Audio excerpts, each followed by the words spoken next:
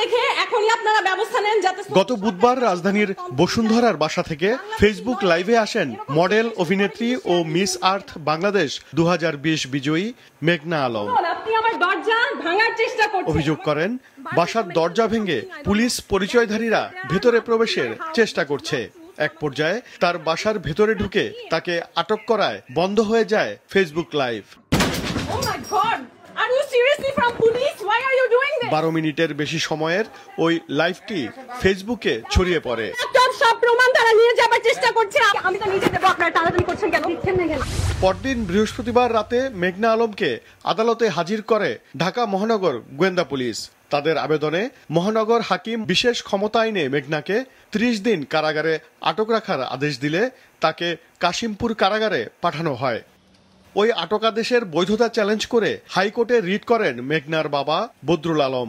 আজ সেই রিটের শুনানিতে ওই আটকাদেশ কেন অবৈধ নয় তা জানতে রুল জারি করেছে হাইকোর্ট। কেন একজনকে এইভাবে আটক করা হবে এবং যে প্রক্রিয়াটা অনুসরণ করা হয়েছে সেটা সম্পূর্ণভাবে বেআইনি। 2 সপ্তাহ রুল জারি করেছে। 2 সপ্তাহের মধ্যে রাষ্ট্রপক্ষে এখানে জবাব দিতে হবে যে কেন তারা এইভাবে আটক প্রক্রিয়া চালিয়েছে এবং কেন এরকম আটক আদেশটা জারি করা হয়েছে।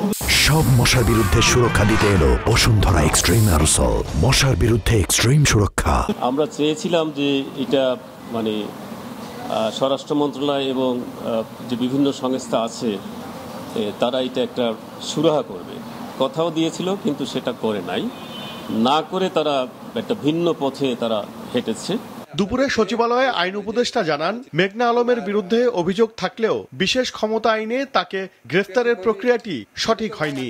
মডেল মেঘনা আলমের ব্যাপারে কিছু তদন্ত পুলিশ করছে এবং ওনার বিরুদ্ধে কিছু অভিযোগ আছে, সুনির্দিষ্ট অভিযোগ আছে, কিন্তু ওনাকে যে প্রক্রিয়ায় গ্রেফতার করা হয়েছে স্পেশাল পাওয়ারস অ্যাক্ট, সেটা সঠিক হয় নাই।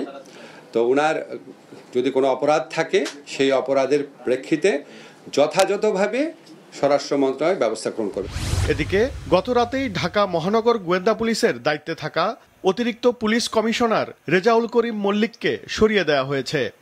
ওবায়দুল কবির, মাছরাঙা সংবাদ, ঢাকা।